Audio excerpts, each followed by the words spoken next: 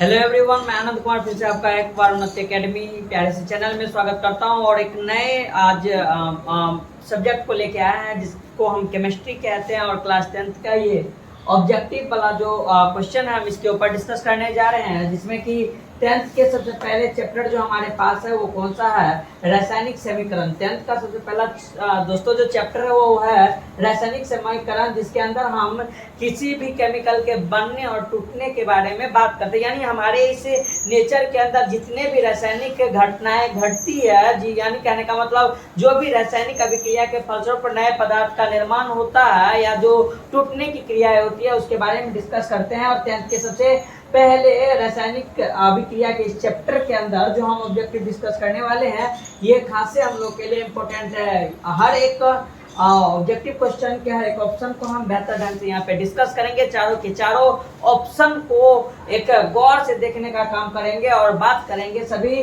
Option के ऊपर। चलिए, सबसे पहला क्वेश्चन हमारे पास जो है वो क्वेश्चन क्या है, किसी रासायनिक अभिक्रिया में परमाणुओं के आपसी आबंधन में किन परिवर्तनों के आधार पे नए पदार्थों का निर्माण होता है। यानी कहने का मतलब जो एक रासायनिक अभिक्रिया हम लोग के जीवन में हमें देखने को मिलता है, इस रासायनिक अभिक्रिया के अंदर जो बॉन्ड होते हैं, आपसी जो आबंध होते हैं उसका क्या होता है और फिर परिवर्तन कैसे होता है। तो इसके लिए एक छोटा सा एग्जांपल लेते हैं। मान लीजिए कि मेरे पास एक क्या है कि हम जानते हैं कि मेरे पास एक अभिकारक है ए और बी, जिसके फलस्वरूप बताया जाता है कि हमारे पास जो बना हुआ है वो क्या बना है, ए बी। इसी प्रकार से मेरे पास एक यौगिक है ए बी, जो कि टूटने के बाद बनता क्या है, ए प्लस बी। यानी कहने का मतलब रासायनिक अभिक्रिया के अंदर जब दो अभिकारक मिलते हैं तो उससे एक नए जो प्रतिफल होती है उस प्रतिफल की प्राप्ति होती है।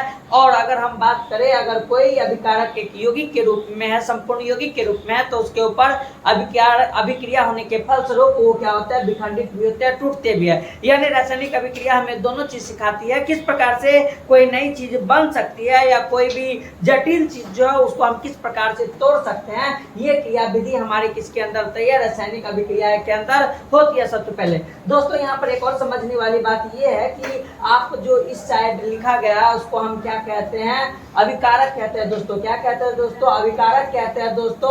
और अगर हमारे पास इस साइड जो है इसको हम क्या कहते हैं दोस्तों, प्रतिफल कहते हैं दोस्तों।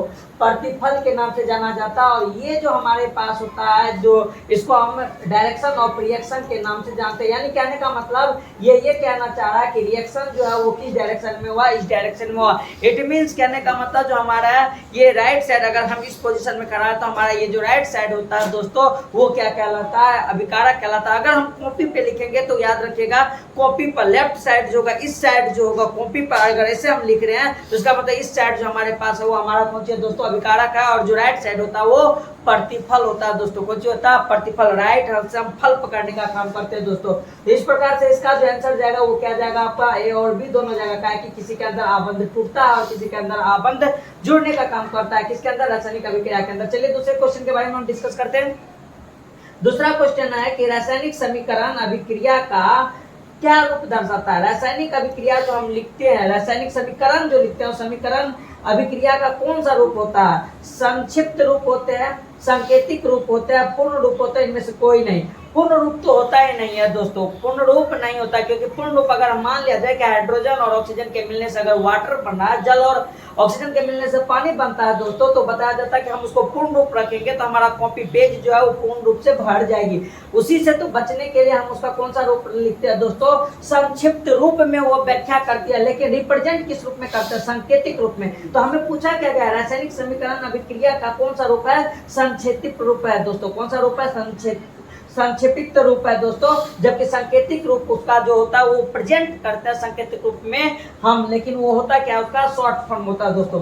अगला क्वेश्चन के बारे में जब हम डिस्कस करते हैं दोस्तों, तीसरा नंबर के क्वेश्चन के बारे में, तो देखिए तीसरा नंबर का क्वेश्चन हमारे पास क्या बोला गया है कि जब किसी अभिक्रिया के समय, जब किसी को दोस्तों अभिक्रिया के समय किसी पदार्थ में ऑक्सीजन की वृद्धि होती है। ये क्वेश्चन बायोलॉजी में भी हम डिस्कस करवाए थे दोस्तों। क्या बताया जाता है, जब अभिक्रिया के समय में किसी पदार्थ में किसका दोस्तों, ऑक्सीजन का क्या होने लगता है दोस्तों, वृद्धि होने लगता है। तो निम्नलिखित में से वो क्या कहा जाता है दोस्तों, तो इसका आंसर क्या जाता है, उपचयन के नाम से दोस्तों। किसके नाम से, उपचयन। उपचयन के दौरान ही ऑक्सीजन के अंदर क्या होती है, वृद्धि होने की काम होती है। यानी कहने का मतलब जिस प्रकार से प्रकाश संश्लेषण की अभिक्रिया के अंदर जो हाइड्रोजन का ब्रेकडाउन होता है और ऑक्सीजन जो होते हैं वहां पे वृद्धि करना स्टार्ट करता है, तो दोस्तों वो जो क्रियाएं होती है हमारा वो क्या कहलाती है, उपचयन के नाम से जाना जाता है। चौथा क्वेश्चन है दोस्तों कि ग्लूकोज का रासायनिक, अच्छा अगर हम बात करें अपचयन का मतलब, तो अपचयन का मतलब होता है कौन सी करना, फॉर्मेशन होना, और उपचयन का मतलब क्या होता है, ब्रेक डाउन करना। यानी जो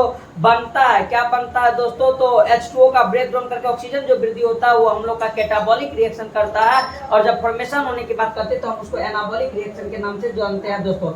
अगला क्वेश्चन है ग्लूकोज का रासायनिक सूत्र निम्नलिखित में कौन सा है। देखिए सबसे सिंपल सा क्वेश्चन, ये क्वेश्चन वहां भी हम डिस्कस करवाए थे, ये सेम ही ऑप्शन था। इसको हम किसके नाम से जानते हैं, इथेनॉल के नाम से जानते हैं हम, जबकि इसको बेंजीन बताया था। और ये वाला जो क्वेश्चन था ये हमारा कौन सा था, ग्लूकोज का सूत्र था C6H12O6 दोस्तों। हम वहां पे भी इसके बारे में हम वहां पे डिस्कस करवाने का काम किए थे।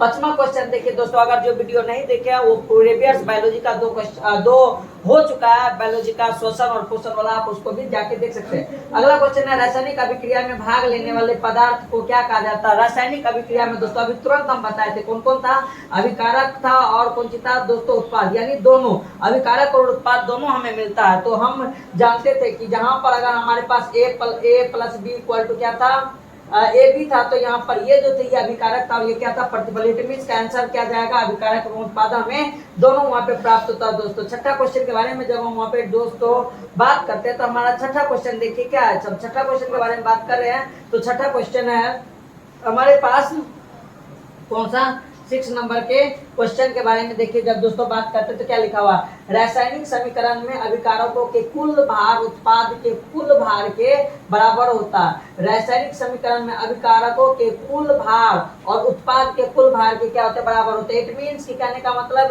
A + B से जो हमें बड़ा है कौन सा वाला, बार बोलिएगा, ये भी लेते हैं कुछ और लेते हैं। Z + Y = क्या होता है, ZY होता है। मान लिया जाए कि ये अभिकारक और ये प्रतिफल है। इट मींस कहने का मतलब अगर यहाँ पे मेरे पास ये 200 ग्राम है दोस्तों, कितना है 200 ग्राम, और ये भी हमारे पास कितना होना चाहिए 200 ग्राम। ये तभी हो सकता है जब हमारा रिएक्शन दोस्तों क्या होगा, संतुलित होगा दोस्तों। क्या होगा, संतुलित रासायनिक समीकरण होगा, तो उसके अंदर रिएक्टेंट और प्रोडक्ट जो होते हैं वो इक्वल होते हैं दोस्तों।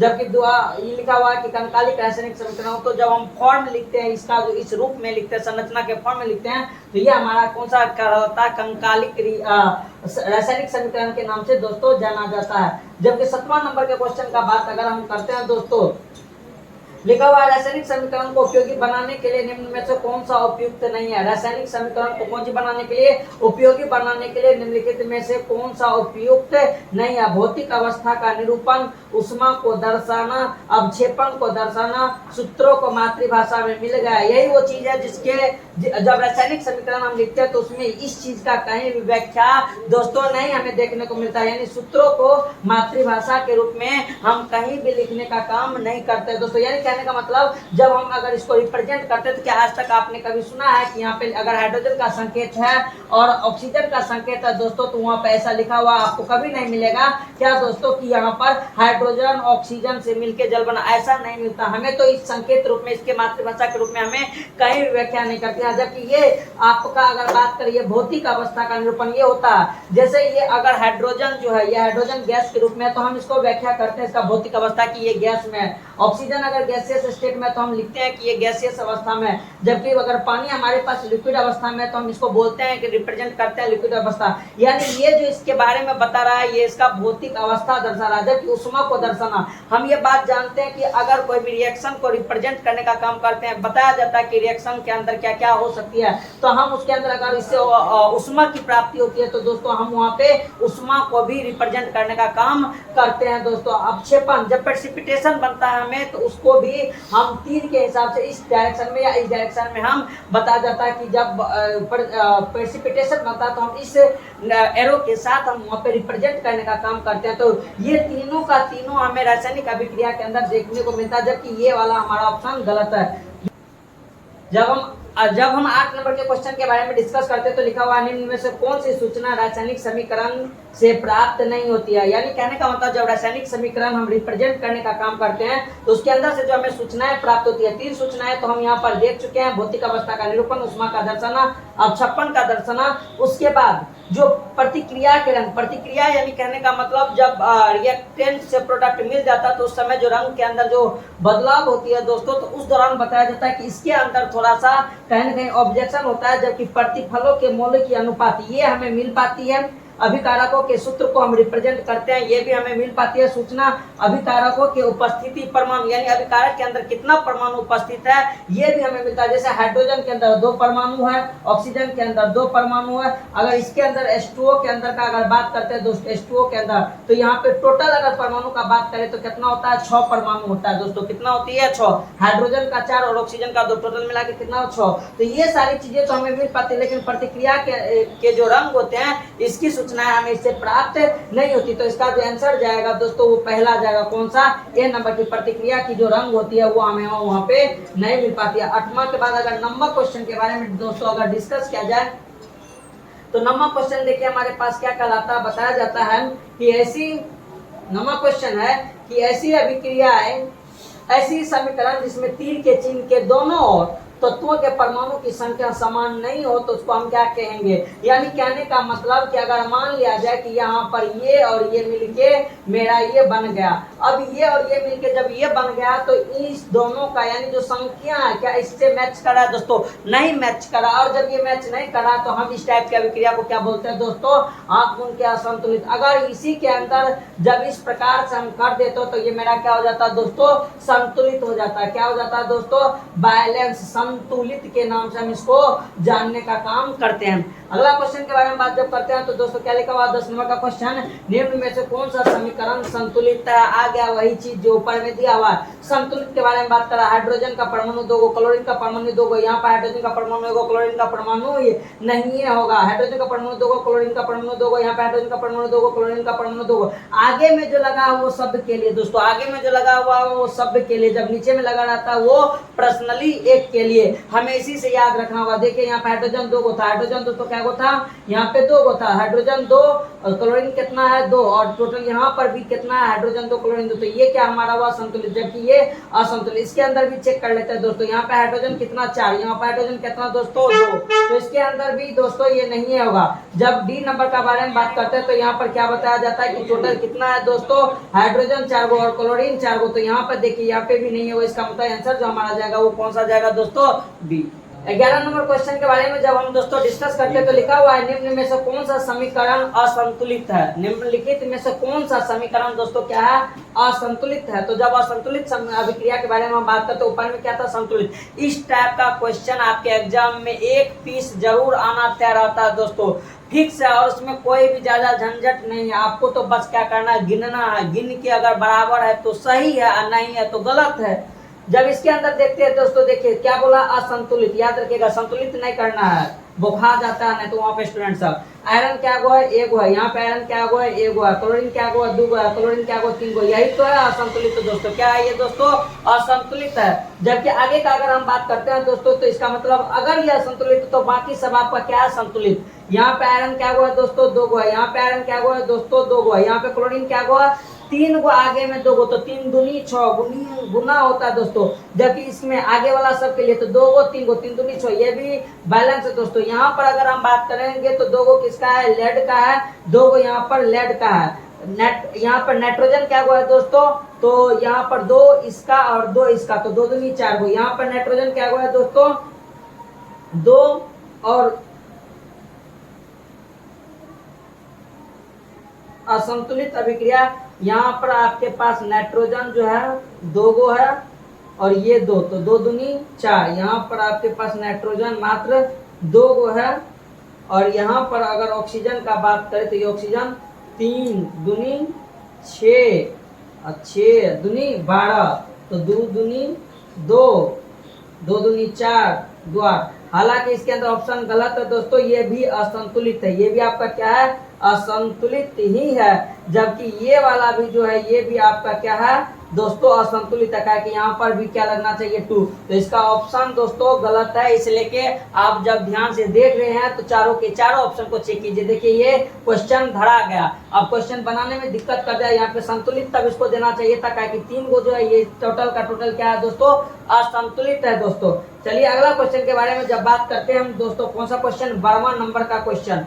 जब 12 नंबर के क्वेश्चन के बारे में हम बात करते हैं तो 12 नंबर का क्वेश्चन हमारा क्या है दोस्तों, कि जब मैग्नीशियम का ऑक्सीजन से रिएक्शन किए तो मैग्नीशियम ऑक्साइड बना दोस्तों, और यह रासायनिक समीकरण किस प्रकार का है। तो जब इसमें बात करते हैं तो देखिए कि यहाँ पर मैग्नीशियम 2 को, ऑक्सीजन 2 को, यहाँ पर भी संतुलित है, इसका मतलब ये संतुलित अभिक्रिया के रूप में हम दोस्तों इसको जानते हैं। हालांकि इसके अंदर एक से ज्यादा ऑप्शन भी सही है, लेकिन हमको सिर्फ बोला क्या गया है कि कौन सा किस टाइप का रासायनिक समीकरण है, तो सिर्फ क्या है, संतुलित हम यहाँ पे दर्शाएंगे दोस्तों। 13 नंबर के क्वेश्चन का जब हम डिस्कस करते हैं तो लिखा हुआ है कि रासायनिक समीकरण में आयरन और वाटर के साथ जब रिएक्शन हुआ तो यहाँ पर दोस्तों फेरिक ऑक्साइड बना Fe3O4 और हाइड्रोजन गैस जो है वहां पर बाहर निकला होगा। H2 को संतुलित करने पे जल में अणुओं की संख्या होगी, जल में अणुओं की संख्या, यानी इसको बोला बैलेंस करने के लिए। बहुत बढ़िया क्वेश्चन है, अभी तक में सिर्फ यही क्वेश्चन तो एगो है कि जो करने में मजा आएगा। क्या बोल रहा है देखिए दोस्तों, आयरन कितना है, एक, आयरन यहाँ पे कितना है दोस्तों 3, तो यहाँ पर सीधे हम कितना से गुना कर देंगे, 3 से गुना कर देंगे, ये हो गया दोस्तों। अब जो हमारे पास यहाँ पर हाइड्रोजन कितना है, 2, हाइड्रोजन यहाँ पर 2 है, ऑक्सीजन यहाँ पर कितना है दोस्तों 4 है। अगर यहाँ पर हमारे पास दोस्तों क्या है, ऑक्सीजन 4 है, तो अगर हम यहाँ पर 4 लगा देंगे तो हमारे पास ऑक्सीजन 4 गो हो गया और हाइड्रोजन 8 हो गया, तो कोनो बवाल वाली बात नहीं है। यहाँ भी अगर हम 4 लगा देंगे तो अब देखिए ये आपका टोटल का टोटल दोस्तों बैलेंस हुआ, और जब दोस्तों बैलेंस हुआ तो बताइए इसमें कितना हमें मोल ऑक्सीजन मिला, 4 अणु, कितना अणु पानी मिला, सॉरी 4 अणु दोस्तों पानी मिला है। जब 14 नंबर के क्वेश्चन को डिस्कस करते हैं दोस्तों, तो द्रव्यमान के संरक्षण के सिद्धांत के अनुसार ऐसा हमें पढ़ाया जाता है कि ना तो हम द्रव्यमान का लॉस कर सकते हैं ना ही गेन कर सकते हैं। कब दोस्तों, जब उसका प्रतिफल बनता है, तो उस प्रतिफल के अंदर जब हम चेक करते हैं तो रासायनिक समीकरण के अंदर ये बात बताया जाता है, उसका संरक्षण के सिद्धांत के नियम पे ये बात बताई जाती है कि अभिकारक के अंदर जितना लिया गया है प्रतिफल के अंदर भी उतना ही बने, ना उससे थोड़ा सा ज्यादा बने ना उससे थोड़ा सा कम बने। ये इसको शोभा देता ही नहीं है रिएक्शन को दोस्तों। तो इसलिए कि हम अगर इसका बात करें तो द्रव्यमान का नाश नहीं होता है, द्रव्यमान का निर्माण नहीं होता है। और सी वाला बोला गया कि उत्पाद तत्वों में कुल द्रव्यमान अभिकारक तत्वों के कुल द्रव्यमान के तुल्य होते हैं। तो दोस्तों इसका मतलब ये वाला आंसर हमारा क्या होता है, सही। हालांकि द्रव्यमान का नाश भी नहीं होता और द्रव्यमान का निर्माण भी नहीं होता है। तो अगर ये बात किया जाए तो इसका जो ऑप्शन जाएगा वो इनमें से सभी ही जाएगा, क्योंकि द्रव्यमान के संरक्षण का नियम ये बताता है कि ना ही उसमें नाश हो सकता है ना ही उसके अंदर निर्माण हो सकता है। जो भी होगा वो आपका क्या होगा दोस्तों, बराबर होगा। जब अगला क्वेश्चन के बारे में बात करते हैं, अब टॉपिक वाइज इसके अंदर क्वेश्चन दिया है। सबसे बेहतर बात यही है कि हम एक एक करके अब इसके अंदर टॉपिक वाइज, जैसे कि हमारे पास उसके अंदर रासायनिक अभिक्रिया के जो प्रकार होते हैं, जिसके अंदर 8-9 हम प्रकार के बारे में आमतौर पर पढ़ने का काम करते हैं, उसमें सबसे पहला प्रकार जो हमारा होता है रासायनिक अभिक्रिया के अंदर, वो कौन सा होता है, संयोजन अभिक्रिया को जब हम देखते हैं उससे उसी से रिलेटेड ये सारे क्वेश्चन हो सकते हैं। तो बताया गया है कि वे अभिक्रिया जिनमें अभिकारकों के बीच आयनों का आदान प्रदान होता है, उन्हें हम क्या कहते हैं, आयनों का आदान प्रदान होता है दोस्तों। तो हम उसको किसके नाम से जानते हैं, संयोजन। यानी दोनों के मिलने से एक नई चीज की जो निर्माण होती है उसे हम क्या कहते हैं, संयोजन। यानी अभी तक जो हम बात कर रहे थे दोस्तों, इजी सा जो हमारे पास एक उदाहरण होता है, वो इजी सा उदाहरण जो आपको इस बोर्ड पे अभी चमकती हुई दिख रही होगी कि हाइड्रोजन गैस को ऑक्सीजन के गैस से जब रिएक्शन करवाया जाता तो वहां पे हमें दोस्तों क्या मिलता है, पानी मिलती है। और यहाँ पे 2 अणु जो पानी का मिलता है वो बताया जाता है कि संयोजन अभिक्रिया का ही उदाहरण होता है। जबकि वियोजन अभिक्रिया में दोस्तों टूटने का काम होता है। द्विविस्थापन में हम सब देखेंगे हर एक चीज को, जिसके अंदर 2 बार फेरबदल होगा। इसमें तो बस क्या हुआ, एक कुंवारी लड़की का कुंवारा लड़का के साथ जब मिलन होता है, शादी होता है, तो उसकी शादी के बाद जो पति पत्नी होती है वो हमारा कौन सा होता है, संयोजन अभिक्रिया के नाम से दोस्तों जाना जाता है। जिसके अंदर सिर्फ आयनों का क्या होता है दोस्तों, आदान प्रदान होता है। 16 नंबर के क्वेश्चन के बारे में जब हम बात करते हैं तो बोला गया कि निम्न में से कौन सा अभिक्रिया के लक्षण है। अभिकारक के स्वरूप में परिवर्तन होना, कोई बात नहीं, ताप का उत्सर्जन होना कोई बात नहीं, प्रकाश का उत्सर्जन होना कोई बात नहीं, यानी तीनों का तीनों तो ही अभिकारक का ही लक्षण होता है दोस्तों। अभिकारक के स्वरूप में बताया जाता है कि परिवर्तन हमें देखने को मिल सकता है, अभिक्रिया का एक लक्षण होता है जिसके अंदर अभिकारक के स्वरूप में जो परिवर्तन होता है तो बैलेंस करने के बाद भी हम उसके अंदर देखते हैं या प्रतिफल जो बनता है तो उसके अंदर हमें नई चीज की उत्पत्ति होती है। ताप का भी उत्सर्जन उसके अंदर देखने को मिलता है, प्रकाश का उत्सर्जन हमें रासायनिक अभिक्रिया में देखने को मिलता है। तो इसका आंसर इनमें से सभी जाएगा दोस्तों। आगे को क्वेश्चन के बारे में जब हम बात करते हैं दोस्तों, अगला क्वेश्चन हमारे पास देखिए 17 नंबर।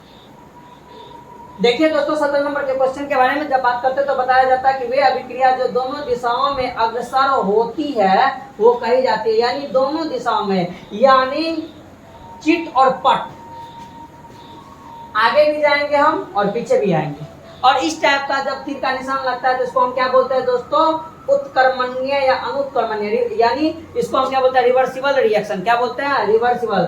रिवर्सिबल रिएक्शन को हिंदी में क्या बोलते हैं, अनुत्कर्मण्य के नाम से हम दोस्तों जानते हैं। मेरे सामने में कुछ स्टूडेंट भी बैठा हुआ, तो हम क्या बोलते हैं रिवर्सिबल को, रिवर्सिबल को क्या बोलते हैं, अनुत्कर्मण्य, जबकि उत्कर्मण्य का मतलब होता है एक डायरेक्शन में जाना, यानी आपको जो सिर्फ बनने की जो क्रिया होती है, इस टाइप की जो आपको एरो दिखाई जाती है वो क्या है, सिर्फ बनने की क्रियाएं होती है, जबकि टूटने वाला में विघटन होता है। जब कहने का मतलब रिएक्टेंट से प्रोडक्ट, प्रोडक्ट से रिएक्टेंट दोनों का हो सके तो हम उसको क्या बोलते हैं, रिवर्सिबल रिएक्शन के नाम से जानने का काम करते हैं।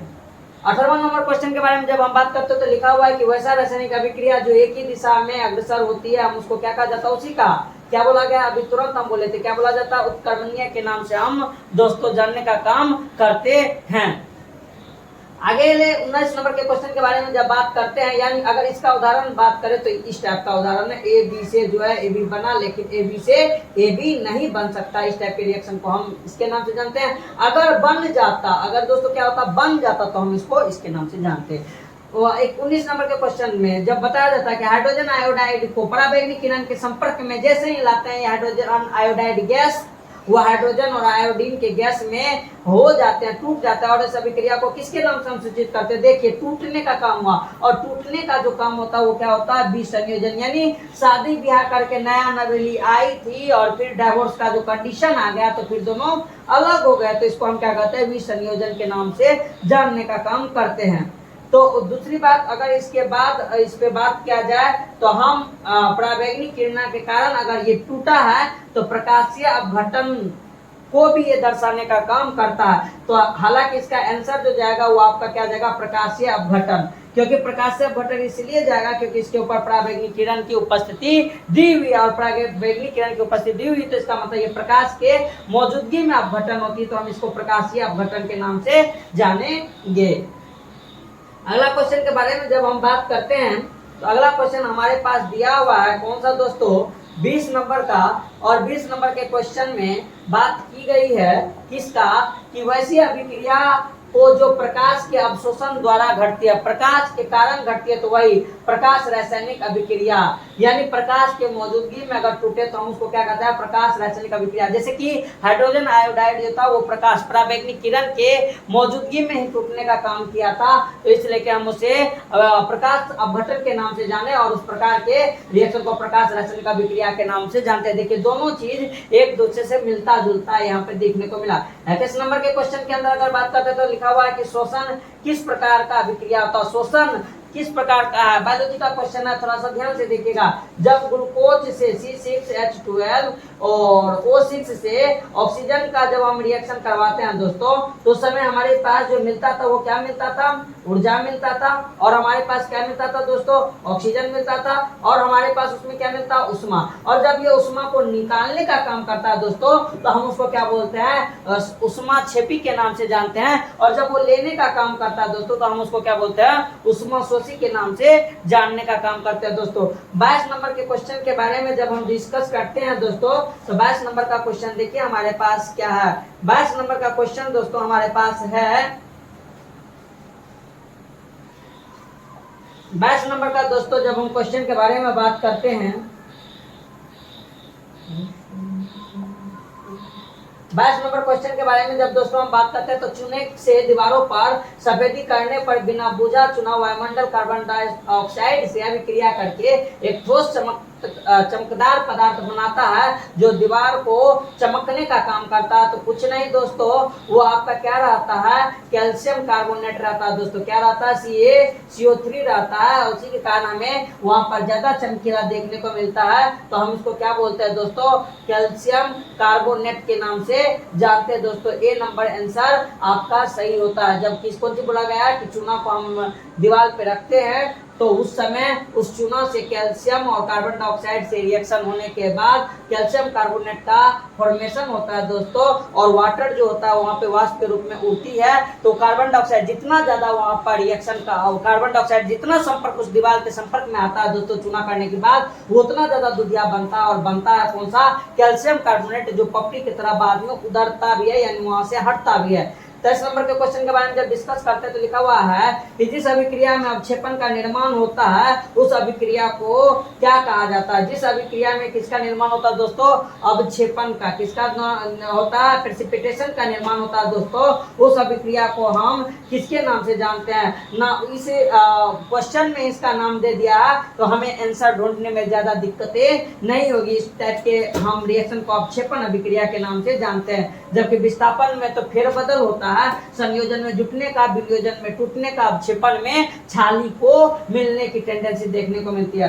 24 नंबर के क्वेश्चन का जब हम बात करते हैं तो बोला गया कि निम्न में से रेडॉक्स अभिक्रिया कौन सा है, यानी जिसके अंदर ऑक्सीडेशन और रिडक्शन दोनों हो सके, यानी अवकरण और ऑक्सीकरण हमें दोनों जब देखने को मिलेगा दोस्तों तो हम उस टाइप की अभिक्रिया को दोस्तों क्या बोलेंगे, रेडॉक्स रिएक्शन के नाम से जानेंगे। जब इसके बारे में हम दोस्तों यहाँ पे देखते हैं तो देखिए ऑप्शन को देखते हैं। यहाँ पे हाइड्रोजन और क्लोरीन है दोस्तों, यहाँ पर HCl का निर्माण हुआ दोस्तों। तो इसके अंदर ऑक्सीकरण और उपकरण अगर बात करें तो इसके बाद वाले को पहले देखिए। हालांकि ये संयोजन अभिक्रिया है, दूसरा वाला जो वियोजन अभिक्रिया हमें देखने को मिला। तीसरा जो दोस्तों है वहां पर देखिए आपको क्या मिल रहा है, NaOH यानी सोडियम हाइड्रोक्साइड को HCl से निर्माण करवाया है तो दोस्तों NaCl और H2O ये द्वीप विस्थापन अभिक्रिया भी देखने को मिल रहा है दोस्तों। जबकि AgNO3 और HCl के बारे में बात करते हैं तो AgCl और HNO3 बना दोस्तों, ये भी आपका द्वीप विस्थापन अभिक्रिया है। हालांकि ये द्वीप विस्थापन अभिक्रिया आपका प्रेसिपिटेशन अभिक्रिया भी है, कि AgCl का हमें क्या मिल रहा है दोस्तों, यहाँ पर अवक्षेपण की प्राप्ति है दोस्तों। लेकिन हमारे पास रेडॉक्स